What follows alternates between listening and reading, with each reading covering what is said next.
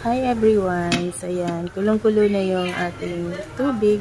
Ilagay ko na pala yung onion, yung mga sangkap, yung luya, tapos lagyan ko rin ng paminta, konting paminta, at yung dahon ng laurel. Ayan, so nag-voice over na lang ako kasi yung aking microphone ay hindi pala gumana.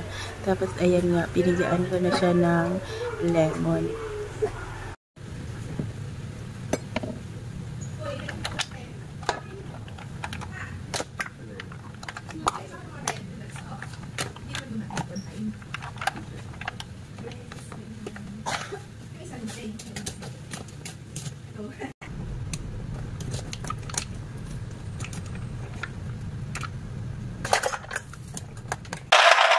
Ganun din, ilalaga lang natin sila.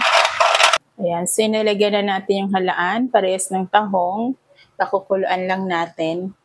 Ayan, so ayan, bumuka na yung ating halaan. At bago natin tanggalin yung ating halaan, ay tanggalin muna natin itong mga itong bumula-bula dito sa ibabaw. Kailangan kasi tanggalin itong mga bumubula. Tanggalin.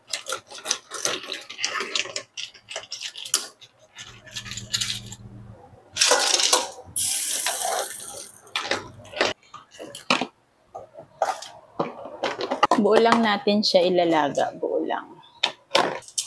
Once na nag-orange na siya, pwede na siyang tanggalin. At once na nag-orange na siya, ay pwede na natin siyang tanggalin. Okay, start na tayo. Ayan, so gagamitin natin ay olive oil. Mainit na rin yung ating kawali. Ayan. Ngayon, uunahin natin yung ating sausage. Ayan, pagkatapos ay tanggalin natin dito. Ay tanggalin natin. Tapos ilagay na natin yung ating butter. Ayan.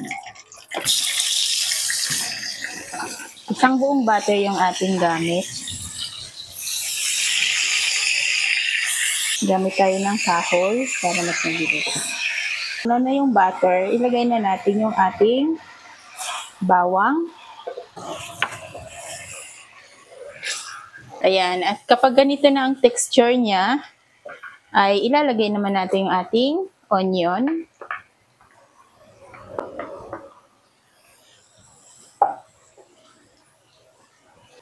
Ayan, so nilagyan na nga natin ng tomato paste. Konti pang tomato paste. Ayan. Tapos ngayon, ilagay na natin yung ating Cajun. Halu-haluin lang. Ayan, pagkatapos niyan, ay 1 teaspoon na sugar. Konti lang na sugar ang ilalagay natin. Tapos isunod na natin yung ating oyster sauce. 2 tablespoon na oyster sauce ang ating nilagay. Halu-haluin lang natin. Tapos ilagay na natin yung ating Sprite. Sprite yan. Bali yung Sprite natin ay naglagay tayo ng 1/4 cup na Sprite. Konting Sprite lang. Kasi tatamis yung ating Cajun sauce.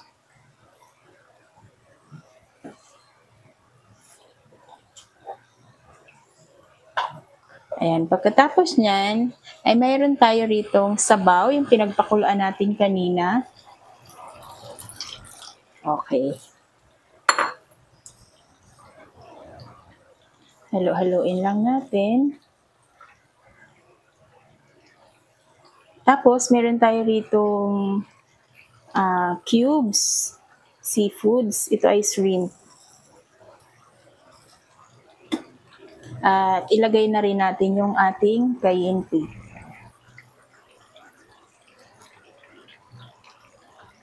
Isang sachet. 11 ounce, 3 grams na cayenne pepper.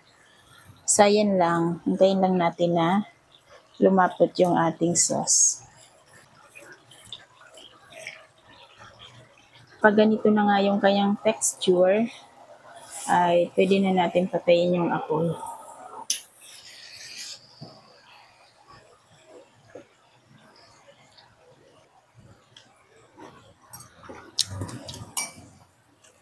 Sakto lang yung lasa niya. Ngayon naman, pwede na natin ihalo yung ating sausage. Ito kasi ay dadalhin sa party. So, sausage muna yung ating ihahalo. Tapos, pagdating nga dun sa party, ay saka natin ihalo yung mga seafoods. So, ganyan lang guys. Ngayon, yung mga pinagpakuluan natin na hipon, yung ating alimasag, tahong, ay ihahalo lang dito. Bali, imimix na lang yan.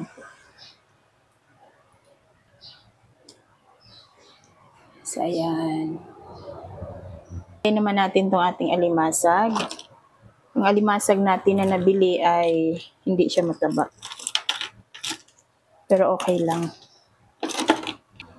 Ayan. So, dahil maliit lang yung ating kawali, ay dahan-dahan natin hahaluin yan.